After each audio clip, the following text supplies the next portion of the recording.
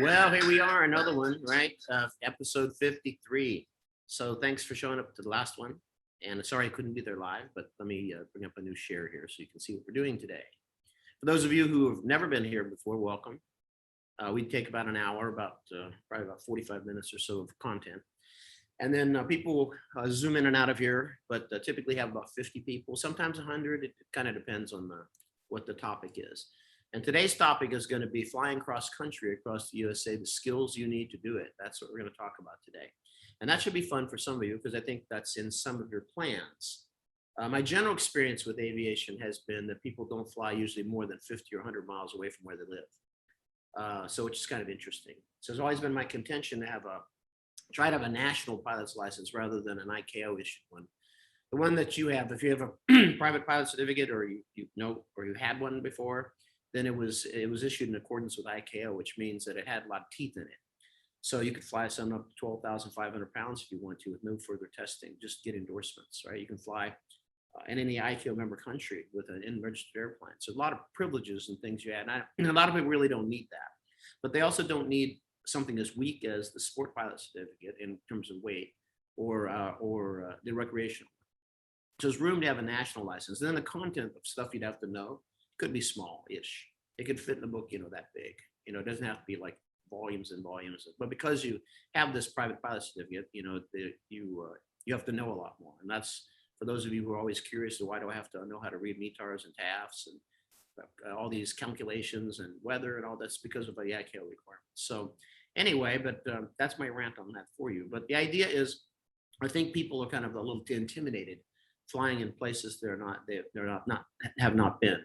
Or within outside of maybe different climates or different sorts of things. So the job here today is to pretty much educate you on what you need to do in order to be able to do that. So expand your bubble a little bit, right? So that would be nice. Now I did have plenty of students who wanted to go cross country from the very day they got their private pilot certificate. They want to take off that afternoon and well if they could, right? And so they were not being that realistic, but yet your pilot certificate will allow you to do that, right? There's no limitation on that. And once you have a private pilot certificate, you can fly into any Class B airspace, land at any Class B airport. You can radio communications. You can do it all. There's nowhere you really can't go except for restricted, prohibited sort of areas like that. So anyway, there's that to talk about. So let's talk about firstly what we really need. So let me bring up my annotation tool, and then I've got some so let me give you a history of that. At one time, I had an enormous amount of cross country time versus my regular time. And also another thing was funny is I had more nighttime than I had daytime. So that was kind of interesting at one time. That was kind of rhyming. There you go. So anyway, on cross country, the way I built cross country time was two ways. And this is, if you flight instructors, this might be a good thing for you to think of. One you probably can't do today, but the other you definitely can. So the one you can't do today was we had a lot of German students and they would do their instrument ratings. And they needed to have 100 hours of PAC time post that instrument rating. And then the LBA in Germany would acknowledge their instrument rating and put it in their certificates. And so we flew 100 hours PAC cross country with all these Germans. And so every month there was two particular routes or three actually we would go. So one was from San Jose Airport, which is near San Francisco, all the way down to Key West, Florida, which is near me now. So and this was a 7-day trip.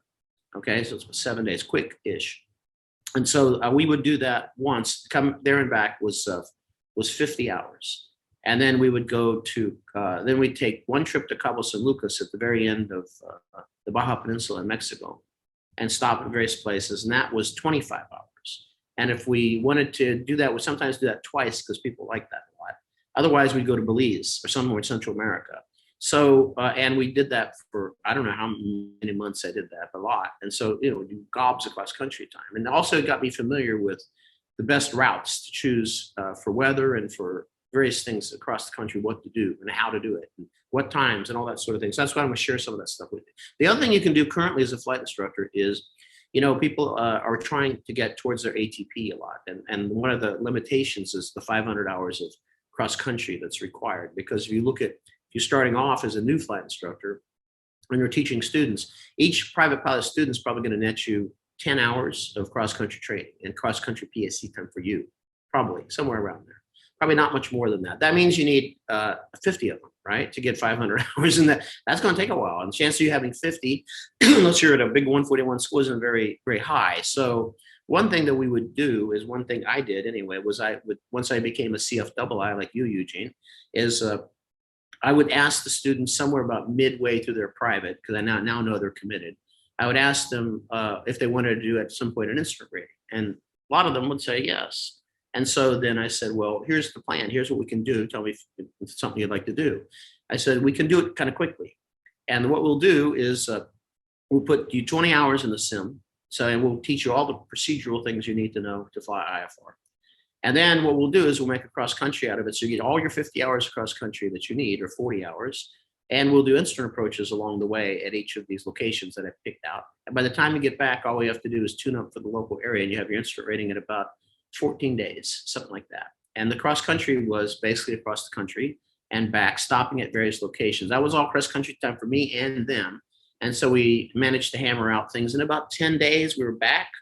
And then another 4 days on both sides prep, maybe in 8 days, I guess we were going for. So that's a way for you to build cross country time, is just by suggesting things like that. And we had a flat fee for the whole thing. And so I was building time at that same time. I wasn't building for airline, but it was useful. So that was how I did it. So you can do that. That's just a tip of the day for you.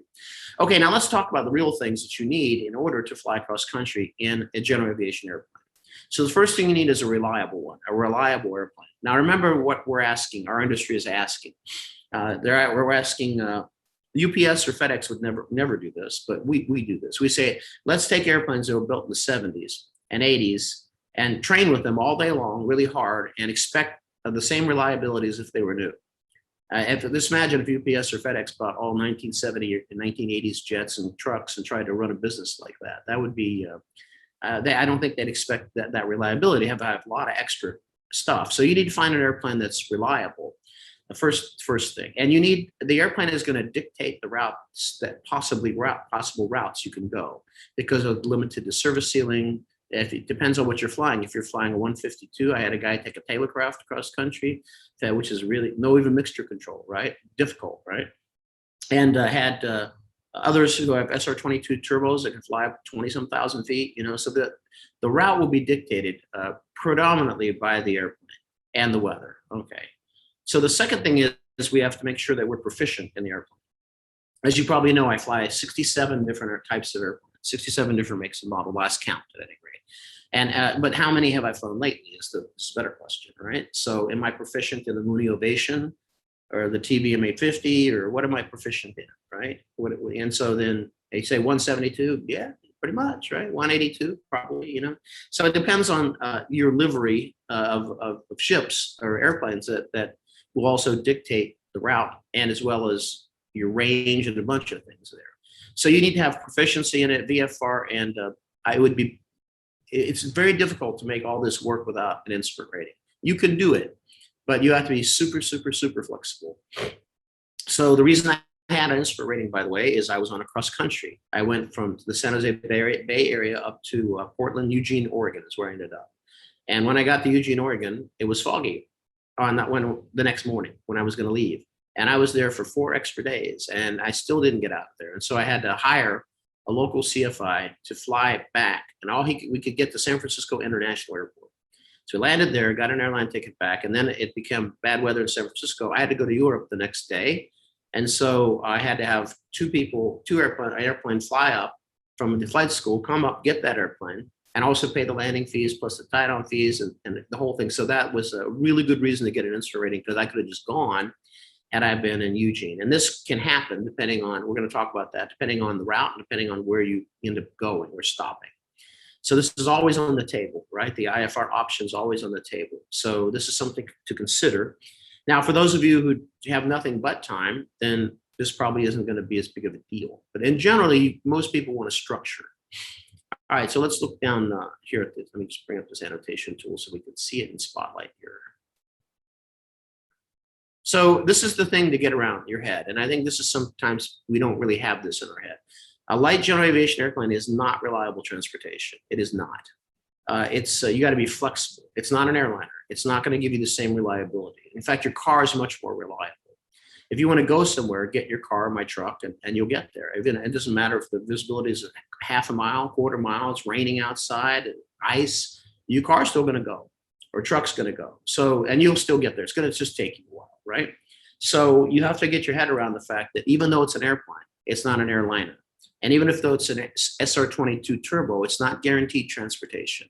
It's not 135, it's not 121, it's not air carrier. It doesn't have all the features that a large jet aircraft is going to have. And then when you talk about reliable transportation, you're talking about more than one, access to more than one, because those airplanes break too. If you have never been on an airplane that had, in an airliner that's had maintenance, they all had to get off the airplane or wait for maintenance to come and then deboard. And if you've flown long enough, that's going to happen to you too. And the only reason an airline works is they got more than one of something. If they need to reposition something, it'll take a few hours to get the new asset there. That's because it goes 600 knots, right, or 500 knots. This is not true in your airplane. So another example of that is weather. So when we get into that, so a couple times ago when I came from Los Angeles, so my flight was American down to Los Angeles, LA to Miami, and there was a big giant band of squall line of thunderstorms. And the only way that we're going to make that work was to go north of that band and come around the other side of it. Now in this airplane, which was I think it was a 777, it added an hour and a half to the flight. And because we had to go all the way up almost to Washington, D.C. The most direct route is basically through New Orleans and straight across. But now we have to take this jet and go almost to Virginia. We'll do somewhere in Virginia and then come around the back side of that thing and come on the south side of it to get in. So it added an hour and a half.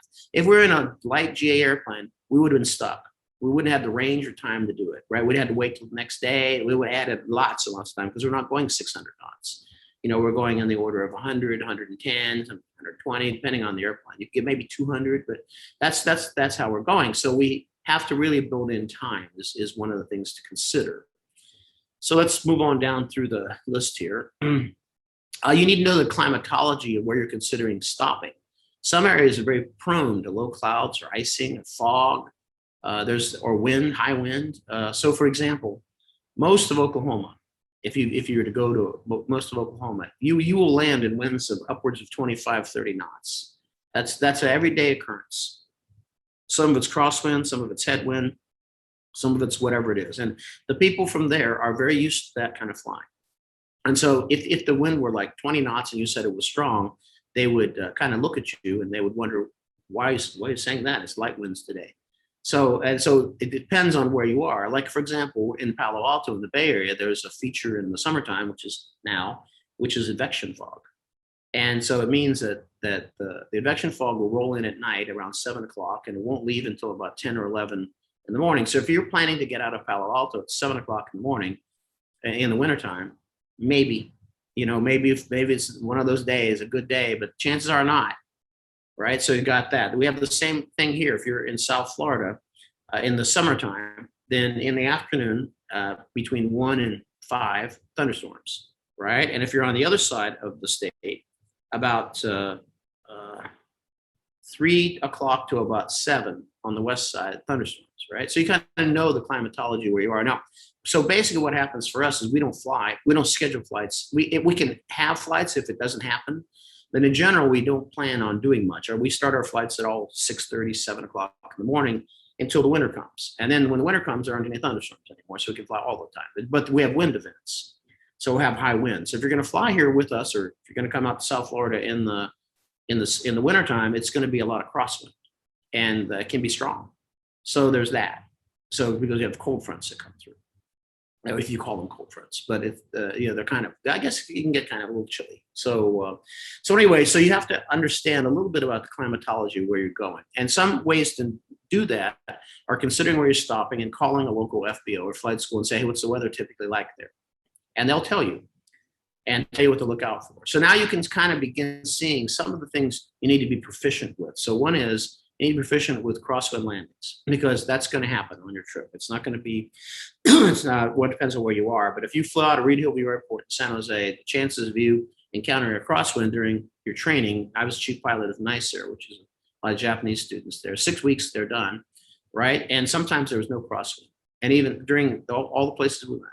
So, what do we talk about? I mean, how proficient, would I want that person to go on a long cross country? No, right? No. very controlled circumstances for that. So this is something you'll need to do, is to get proficient in crosswind landings. All right, so that's the first thing. Now, the other thing I wanted to say was you'll need to be also proficient in density altitude operations, because no matter which way you go, you're going to have to land at airports that are over 3,000 feet elevation, around that. I mean, I'll tell you the highest ones here in a second, but around that, maybe higher. So you need to, some airports, like at Palo Alto, we call them mountain checkouts. It's not really flying in the mountains, flying to destinations in the mountain. We're not talking about canyon flying and all that sort of stuff. That's dangerous flying in a lot of ways, but could be fun, I guess, but it's risky. Whereas just flying through the mountains to an airport that's high density altitude is another thing you're going to have. So don't teach this to yourself. Be sure that you're proficient in doing that. All right, so these are the fundamental skills. Crosswind, know your airplane. Of course, know its weight and balance capability, and know its service ceiling. And the service ceiling that's published is on a standard day. So for the 172, like the November model, it's 14,000 feet, right? That's standard temperature, standard day. If it's hotter outside, it's going to be lower than that. How much lower? I don't know. We could make a rough calculation, but in general, lower. If it's colder, we can go higher, right? Now, not that you want to, but there you go, because of oxygen and other sorts of things. So we're also going to look at, in this presentation, some of the routes. I have them on ForeFlight, and I have them also as part of the outline. Actually, I want to send you the routes that I used to do. Now, some of them are vague, and not vague, general, let's call it. I just give you a general routing because you may pick different airports to go to, but the path is essentially the same. So I'll show you that here in a minute. You also need to be sure that all your charts are up to date. If you're using paper charts, good luck is all I have to say. Order them all ahead of time if there's such a way to do it. But good luck. I don't know how you're going to do that. Because if you have to, a lot of people we used to take the charts for the sectional charts for the areas that we were definitely going to go through. But sometimes general aviation is one big diversion. Instead of going from point A to point B, we go point A. We'll get to point B, but we'll have to go a different way. One that we didn't plan. What we used to do is take a caravan of airplanes to Oshkosh, like 3 or 4 airplanes. And some days before, we would plan the whole thing. We never went that way. Because in the afternoon there were thunderstorms. We had to move around, maneuver around, go somewhere else. We eventually got to Oshkosh at the same basic time we said, but we would go inevitably in a different way. So there's no point really. Planning it, yes, to a point, but expecting the plan to change.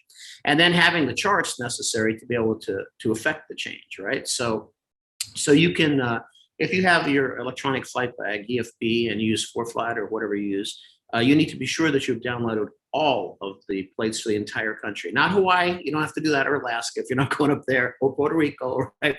But for sure all the continental US, you need it all, because you never know how you're really going to get there. These lines, squall lines, thunderstorms can be 300-400 miles long. So, and your choice then is do I take the diversion and spend the extra time, or do I tie down here, put the airplane on the hangar and wait for it either to pass, which could be the next day or whatever it is. So this becomes then a timing issue, how important it is where you want to get to. But you need your charts all up to date. And it can take a while, depending on your connection speed, to do all that and to make sure you have everything and test all that. So you need to have that done beforehand. The day of the flight is not a good time to be doing that. So that's the first thing. Another thing you'll have is make sure you have backup power sources. So for example, I think most people are familiar with like separate charging packs that you have for your phone. So that you have a phone, and of course, if you talk a lot, the battery, or you use the data a lot, battery is going to fade, before the end of the day. So you'll need to what you'll need to do is have a separate charging pack that you can plug into, so that you can do that. Because a lot of times what happens with the airplanes is there are these old cigarette lighter, or they call them accessories, or a DC accessory thing, but where a cigarette lighter used to go into. And those may or may not work in your airplane, or they may work and then may not work halfway through the flight. So to rely on those, great if they work, but if they don't work, it's good to have a separate charging thing. I have looks like a little brick, and I've got one also fit in my pocket, pocket juice it's called. The others are a little bigger and have different USB ports on it. So that means that you at least have backup power, because you really don't want to rely on the airplane's power source. It's okay when it works, but they can fail, and they have failed. And then that's not a good time to know about that, especially if you don't have really good standard operating procedures. So another part I would say is to you can go online and just look for standard operating procedures for ForeFlight or for an electronic flight bag. And so you'll find that there are things like make sure it's charged, make sure that your iPad is within 2 years of being new, so the battery life is predictable.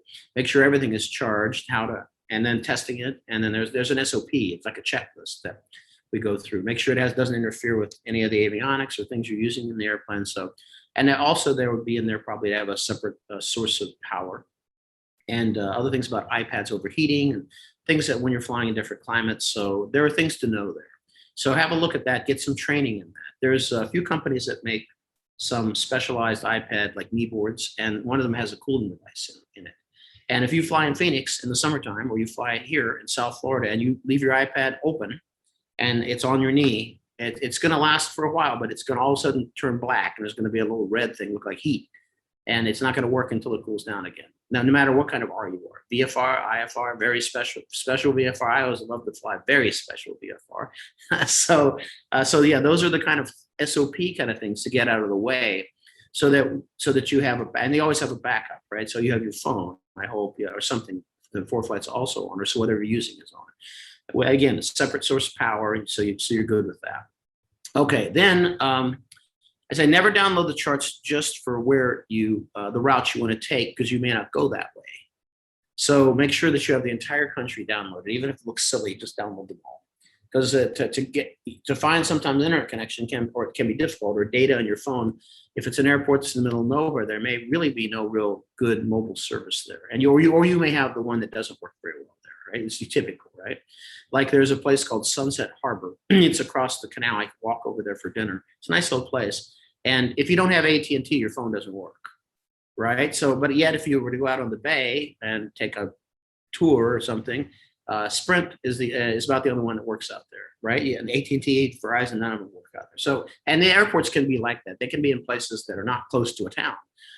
They could be a strip in the middle of nowhere and happens to have fuel, right? So you want to be sure that you have charts for every place, even though you think you're not going to go there. And also, don't always bank on having mobile service. So and again, a lot of this can be settled by just calling to the local FBO or calling a flight school there and saying, what's the local weather like and how's the fuel situations, things of that nature, if you know you're going there, right?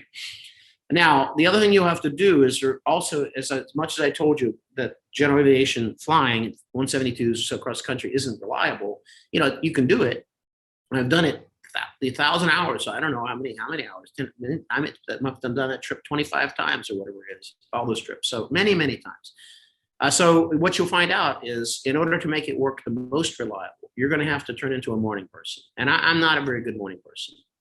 I'm like, crack of noon is good for me. No kidding. Not quite that late, but you get the idea. I'm not let's get to the airport at 6 o'clock in the morning. Rah, rah, I'm ready to go. I found it. I don't know why people get up so early. I mean, what am I going to have, a better breakfast? I mean, if I stay up later, I can go to great restaurants and I have a lot of choice. If I get up early, all I can do is wait for the sun to come. And I'm like, no. So, but if you're going to fly, you need to get up early. You need to get to the airport at about sunup, and then have your airplane pre-flighted, because what's going to happen is during the summertime, you're going to encounter thunderstorms.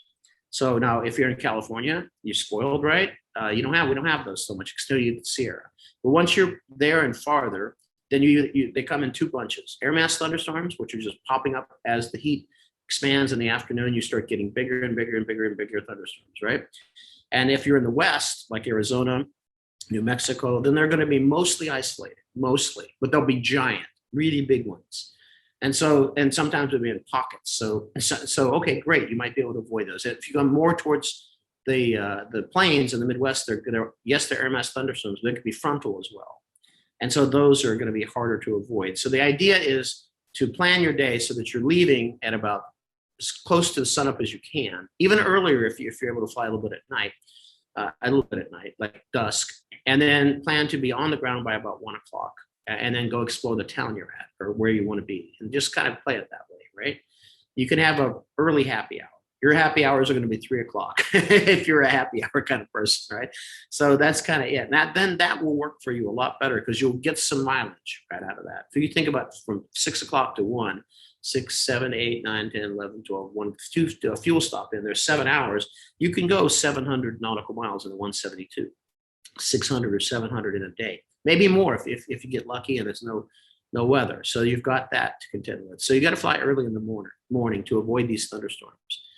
If you're going to fly at night, which I did a lot of, I got burned once, so I didn't want to pass on another two tips of the day. You need to land at larger airports at night and just take whatever the extra cost of fuel is going to be, because I stopped at Wendover, Nevada once, which was quite a ways from the town, and the self-serve fuel station was not working. And there was no way to get a hold of anybody because my mobile phone didn't work. And the walk into town was about 10 miles. So that probably wasn't going to work out either. So I had to stay in the airplane until morning, right? Had I stopped at a bigger airport that had 24-hour fuel and an FBO that was open 24 hours, we would just been on our way. Or maybe we got fuel and then stayed the night or whatever it was. But stay at large airports. So like, for example, one of the airports that's, there's kind of quite a bit of distance. When you get to this place, if you don't stop there at night, then you're going to have to get self-serve fuel for it's El Paso, Texas, right? El Paso has a couple big FBOs that are open 24 hours, and if you stop there and get fuel, you're going to get fuel, right? But if you happen to go past there and you go to Van Horn or you go to other places that are farther down the road, I don't know, maybe the self-serve fuel station will work, or maybe it don't, but don't bank on it. And sometimes they also will have a service where fuel will come out for an extra fee, like $100, $50, whatever it is, to actually come out, if you can get a hold of somebody. So I'm just saying to stop at places where you're pretty sure you're going to get fuel. And you'll also look at ForeFlight, they give you the fuel prices. So they're pretty good about collecting those. Now I want to talk about the route, a little bit about the routes you can choose. I think it's very interesting because the most reliable route is the route that goes essentially across Interstate 10 in Southern California, because it's the lowest route. And it was the old airmail route, because the fronts and things tend to dissipate a lot if it's a big long squall line by the time you get there. So your chance of outrunning the weather are good. And also you don't have to go any higher than 6,500 feet or 7,000 feet the entire way. That's as high as you ever need to go. I ask most people, how high do you have to go to go across the country? What's the highest you have to go? And typically they'll say 10,000, 12,000 at some point.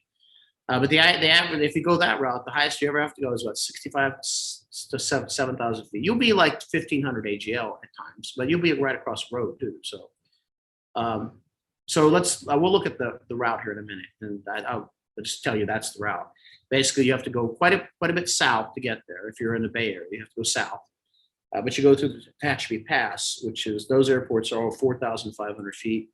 And then eventually you go to Tucson, Arizona, and there's another pass that you have to go through, and that's the highest points. And then after that, it's high plains and a little bit, what I would call not mountains, but big piles of rocks, in and around El Paso, Texas, until you get to the other place. So this is high plains. So that's the easiest way to go, and that's my backup route for just about everything. So it's the route I take the most, because the other routes then you have to go a lot higher. So another route you can take is, let's take the northern route. You can go via Reno and Elko, Nevada, and that takes you into Salt Lake City. And then you can do that at about 8,500 feet, sometimes a little bit higher. But when you get to Ogden, Utah, you're going to cross into Wyoming, and there's a mountain range that runs north to south around, or is it east? I think it's north to south in Utah. And there's like a V, you'll see it's a very sharp defined V. And that's about the only way you can get through there. That terrain is very, very, very high. So you end up going to Evanston. I'll show you in the charts in a second. And then you'll be in the high plains. And then if you don't have the range for it, which 172 is not going to have the range for it, you're going to have to stop somewhere in Wyoming. And when you do that, the average elevation in Wyoming is about 7,000, 6,000 feet. So it's going to be high density altitude till you get to the eastern side of it. That's why I'm saying you have to watch about what time of day you get fuel, because if it's in the afternoon, you have that to contend with, and you may not be able to climb very well. Good news is most of the airports in and around Wyoming doesn't have a lot of obstructions. It's pretty flat, right? So especially along the road. So you've got that. The other route, which is very interesting, is the route that will take you over Interstate 70 and through Denver. That with the lowest, you would think the Rocky Mountains would be very intimidating. And then as soon as you start to fly, you encounter them at about a place called Grand Junction, Colorado. It's where you start encountering the Rockies. And you go like, what is the big deal? You look down and you've got plenty of room, and you go by Eagle and Aspen, and you're like, no, not really that bad, right? Until you get about 20 miles from Denver. And all of a sudden there's a mountain in front of you that's so long, you can't, there's no pass. So you've got to climb to about 12,500 feet. It's called the Front Range, right? In order to clear it. So you don't have a choice. You're going to have to go that high. So as much as it was very non-intimidating and whatever it was along the route over Interstate 70, just about 20 miles before Denver, somewhere around there, this big brick wall is going to appear. And you have to climb, and it can be very, very turbulent. And so then you've got that to contend with too. And what if there's weather? Of course, so you've got that. So that's my least favorite route. It's kind of scenic in a way, but it can be very intimidating, especially near the end. All right, so let's and we'll look at some routes here in just 1 second. Anytime you fly, don't use one form of navigation. I mean, I realize people are GPS dependent and they want to be GPS dependent because it's easy and why not? But this stuff can all fail pretty quickly, especially if you're using handheld devices that's not certified, like a ForeFlight on iPad. I was telling you, if it's hot enough, it'll just shut down, and then you bring out your phone. Is that big enough to see? Are you the blue dot really today? Maybe. So use the forms of navigation are pilotage, dead reckoning, radio navigation. And then the radio navigation can include ground-based nav aids like VORs, could include, and it can include satellite-based stuff like GPS. So you need to use two forms at all times. And the other thing you want to be sure of is that when you leave the airport that you're going from, wherever it is, you need to calculate in your head or on a chart the time and heading to the next destination or to your next big checkpoint, particular destination, because at least if you've done that, that what the GPS is telling you is either accurate, or maybe if it's like 180 degrees backwards, or because you got the range set too low, or you're new to this kind of thing, or whatever it is. Don't just blindly fly what the GPS track is. So, but if you know the time and heading, which you can estimate from the chart, whether it's electronic and then you have number one, I have enough fuel, and number two, I know the general direction I'm going, right? So I used to have a Citabria, and I flew the Citabria across the country couple times, and one was to Oshkosh with no radio. I turned the radio off, and I didn't turn it on until I got back to San Jose round trip. I never used the radio one time, and I also never broke more than 1,000 feet the whole way. That was the goal. And I also landed at only grass or non-paved runways. That was the goal. I managed to do that on the way out. There was too much wind on the way back, so I couldn't quite get that done. But the idea there was that how did I navigate? And also basically I only had a compass in the airplane, and I had a radio, but there was no VOR or any kind, and no portable navigation equipment. So how did I do it, right? So I did it basically by following the roads, but I also knew the time and heading so I could cut a corner if I needed to. I knew the road would come back and eventually, but I knew the heading that I wanted to hold. And so then that was very useful.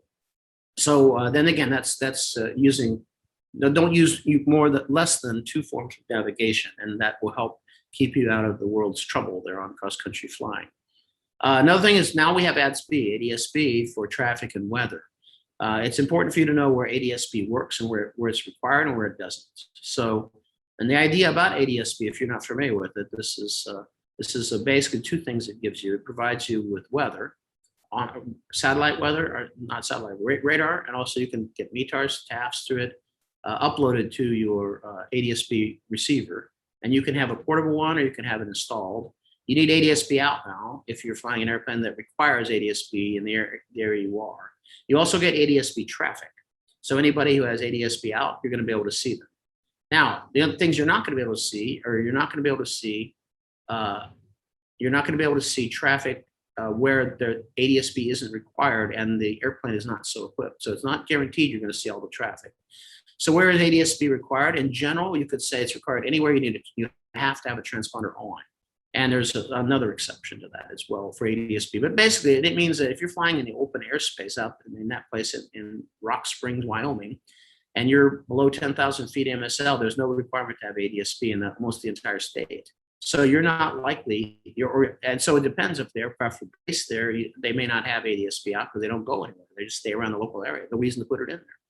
So don't always assure yourself that you're going to see ADS-B traffic. Also, if it breaks on their part, you wouldn't know. Here, and we have an alert area in our training area. And so we use ADS-B a lot to separate. But we use it for planning, not for one-to-one target identification. So meaning that we'll plan and say, well, look, here's an airplane that's circling. Obviously, that's an airplane that's maneuvering. Here's an airplane that looks like it's coming to a particular checkpoint that we use. So it's coming to our airport or to a different one. So we can sort of predict what we might do and how dense an area is. And then when we get closer, then we want to, of course, do clearing turns. So I'm just saying, what I'm telling you is don't rely exclusively on ADS-B for your traffic or for your weather. The weather can be old. It can be 15 minutes delayed, 5 minutes delayed. It's usually, so you don't know. So you can't use it really can't use it to like go through some weather, but you can use it to go around or to make a plan as to what to do. And having that on board is great. The cheapest way you can do it is to use something that's for ForeFlight called Scout. And it's about $150, $200, I think it is. And it's a stick, hangs up in your window, and it needs a separate battery backup with battery supply. So it doesn't have its own battery. But if you use it with ForeFlight, you have ADS-B traffic and ADS-B weather. And then if you want to go up from there, which I would recommend, especially for IFR, then I would recommend you buy the Sentry from ForeFlight. And the Sentry has that ADS-B. It also has a AHAR system, so a backup attitude heading reference system, which will then replicate your gyro instruments in the event you had trouble IFR. And you could actually fly that, and people have done that in an emergency situation. You can fly an approach with that, and it works, right? It's not certified to do that, but if you didn't have that, all you can do is dead reckon to some place that if you lost your gyros, I mean, that'd be the first thing. If you lost the electrical system, you'd have that be your side. That'd be a terrible thing. And so now imagine how the $500 you didn't spend on Sentry would feel then. Also has a CO detector as well. So all our airplanes, we have Stratus. It was before that, and they're mounted sort of Velcro to the dashboard, and so everybody can connect to that. So we've got that if we need it. So that's kind of important to have those sort of backup things, because when is a round gauge airplane, when do they replace the gyros? When they replace the attitude indicator. Well, when it fails, right? That's when they replace the vacuum pump. When it fails, you may have some indication things are going sideways, or it may just fail, right? So you don't know when that's going to happen. So having this as a backup and having a way to mount it with Velcro or something that can fly all over the cockpit is a good idea. Also plan extra time for weather diversions. They're very common, especially if you're flying in the afternoons. Don't make guaranteed reservations anywhere if you can avoid that, because you don't want these external pressures. We talk about risk management, right? And another thing is, don't forget to lean the mixture. If you're not accustomed to doing that, like if you fly here in South Florida, you'll find people don't lean the mixture.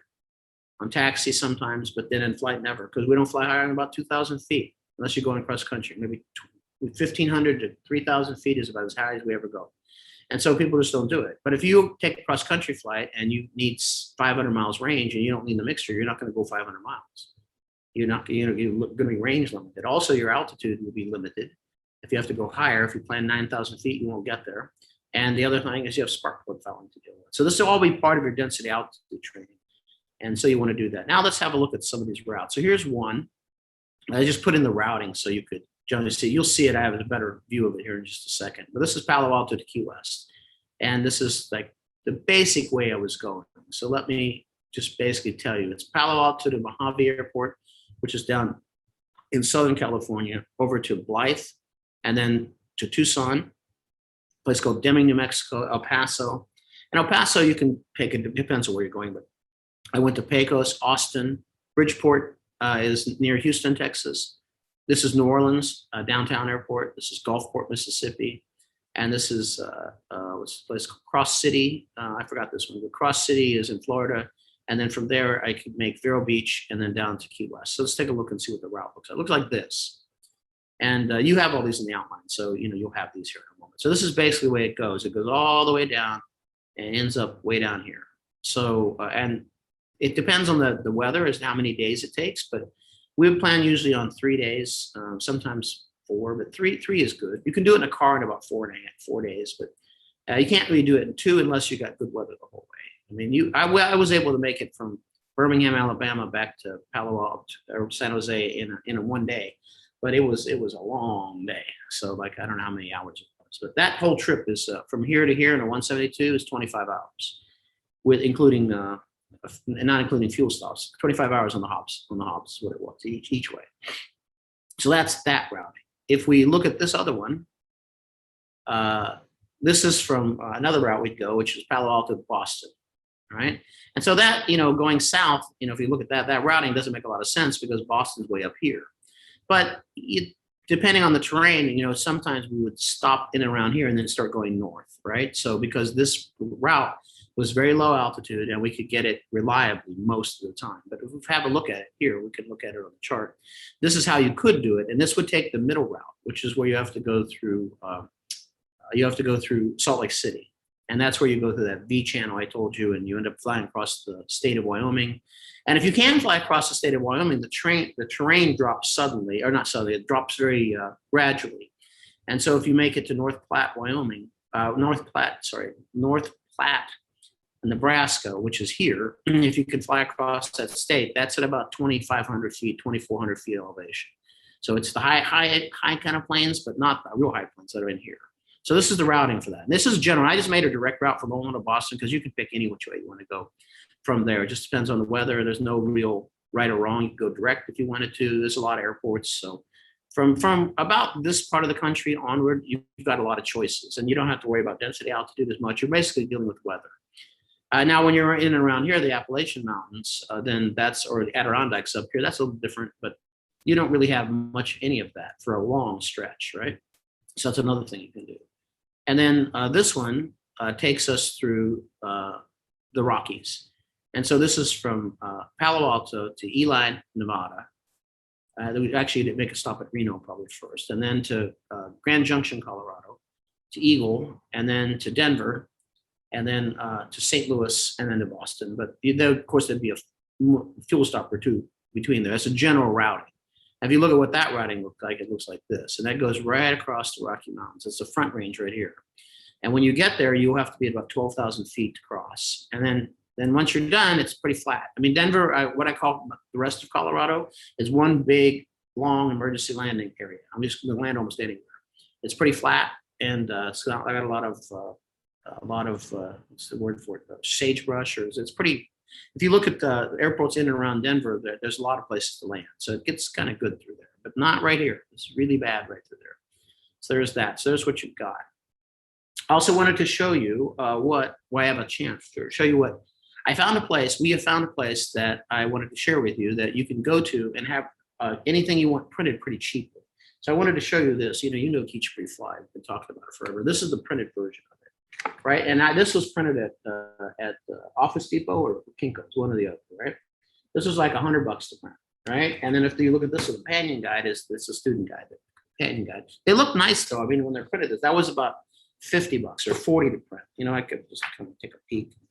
They look okay, right? When you look inside, it's kind of an easy spiral bound thing. So there is a print shop, which I couldn't believe. I mean, it's a real find, by the way. It's a real find for you. And let me bring the name of it. And I want to just bring the name of it if I can here.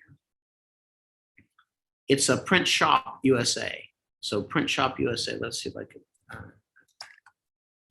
And I can have 10 of these printed. You can have one if you want. Print Shop. And I'm going to bring the share up so you can see it really quickly, so you know when you're at the website. And so if you get it in our stuff, you can print it pretty cheaply. And that book, Teach Free Fly, that I paid $100 for, you can have this printed for like $27, right? So and that thing's smaller, even more cheap. How they do it, I don't know. All the other places I go to find on the web are a lot of money, in the range of $70, $50. So this is what the website looks like. It's called Print Shop USA, and here's the URL at the top. And you can just put in Google Print Shop USA, and that's what you're looking for. And then you can upload the file, and I'll print it right up for you. So that's pretty good. The next update for Teach Free Fly is probably going to be in about a month. We're just collecting all the input from it. So just so you know. So let me go back to the screen share. But thanks for asking, because there's a few things we need to clean up. But in general, it's okay. Or more than okay. People are using it all over the country and having good results with it. A lot of community colleges having really good results with it. So that's good. So let's move on down here through if I can get it to happen. So the next power hours, there's been a slight change. So I don't know if we showed you in the last one, but the 14th, which is next week, is going to be the 5 tips that will really improve your landings, I should say, your landings. And these are 5 things that over the years that that's not really taught by, these aren't going to be, you're not going to find these readily. So but I don't know why, but they're not in the airplane flying handbook. They're just things I can tell you about flying an airplane that will really help you with landings. That are kind of, they are printed somewhere, but sometimes they're in old handbooks and various things. But anyway, there's 5 things I'm going to show you, and we'll take time with showing you how to use those things next week. So that's going to be a fun week, right? So tell all your friends, especially if they're getting near solo or they're struggling with a landing, or you want to make your landings better. I'll show you also how to do, I'll tell you in 2 sentences how to do a crosswind landing, and you go practice it, and it will improve your crosswind landings right away. It'll tell you exactly how much of your flight control to use. The problem we have with flight instructors is they say generalities, right? Say bank into the wind and straighten it out with rudder or something like that. That doesn't really tell you what to do. They don't tell you how much aileron do I use, how much rudder. That's what you really want to know. Once you understand how much to use, then you'll be able. Then you just practice what you know. You know if you did it right or not. So you know your results are. So that's the problem we have with instruction, is it's can be things like very generic, very abstract terms like put in some power, add power, pull back a little bit, a bit more. Well, if you tell me what I'm trying to do, then I'll know how much to pull back. Maybe I won't be able to do it, but I'll at least know, right? Like if you say more right rudder and take off, all you do is you put more right rudder until I stop yelling at you, if that's all I say. And then you kind of memorize, that's kind of where my foot goes, about there. You really know what you're doing. I mean, but if I just said keep the wings level with aileron and stop the yaw with rudder, that's exactly how much to use. So wings level with aileron, check the yaw with rudder, right? Or 0 yaw with rudder. Don't let the nose go left or right. Now you know exactly how. So now if you can't do it, that's okay. We'll practice it. But those are the kind of things. How much extra power do you need to add to keep the airplane at 90 knots in a steep turn, right? They say add some power. And then when he stops yelling at you, or she stops yelling at you, then you go, okay, I guess it's about 200 RPM. I just say use enough power to maintain airspeed. So use power to maintain airspeed. And then you'll figure it out, right? But so that's the kind of things. And these 5 things are kind of like that. They're very visual things that you can look out and see. So you'll be able to walk away with something like that. And then on the 21st, we have finding a mentor as a new pilot and a new CFI. So this is going to save you. This can save you potentially a lot of money by finding someone to team up with, because that person who's already a pilot, who's already maybe another CFI, can help check on your training and see how it's going, and can make suggestions, tweaks, can give you some instruction just for being the mentor. And that's a very good thing, especially if you're going to go on to an airline. Okay, great, Alex. So let me just go over a few things here. Then the membership site. Now, this is free to you, just so you know. So there's no cost to anything. If you join a member site at the basic level, you see we don't have all of the power hours in there, but we got a fair number of them. We've got a bunch of resources that are there that are free to you. All you have to do is go to our website, and you can click on that link, and you'll get in it. And that's free. Now, the middle tier is the one that costs you, it's $22 a month, but you get it for $9. So that has all the power hours, has a bunch of travel knowledge videos, all this stuff in there. That's really good to have that. And we're adding new content in the next few weeks. And then there's this pro level. But I'm just telling you that the first level, you don't have to pay anything for. And I would do that, because why not have free content, see some of the power hours or whatever when you have no time. So there's that. The next coming paid classes we have in person are going to be in Opelika, Miami only, by the way, 13th to the 19th. We couldn't make it work in Palo Alto. So we still have 3 seats open and 2 live spots, and that's filling up. I forgot how many in there right now. The instructor on the 20th, 22nd, and then on November the 8th and 10th. All right. And then you can click on all this other stuff. So you'll get this. So let me go through a few of the comments, and then we can close out. But the other thing is, Alexander says you've been trying to make that point to everybody, right?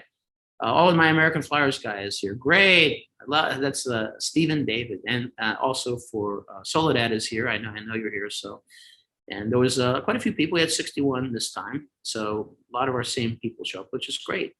So anyway, have a chance to do that, and take a look. And if you're not in the membership site, go ahead and do that, because like I said, there's stuff in there. You don't have to really do what, right? You have to do anything. So that's on the good news side of things. So I guess what we'll do is see what I have going on here. And I guess that's kind of be it until next week. I really don't have anything else for you. I hope you enjoyed it and make most of it. Congratulations again, Eugene. It's great to to C would be a double I.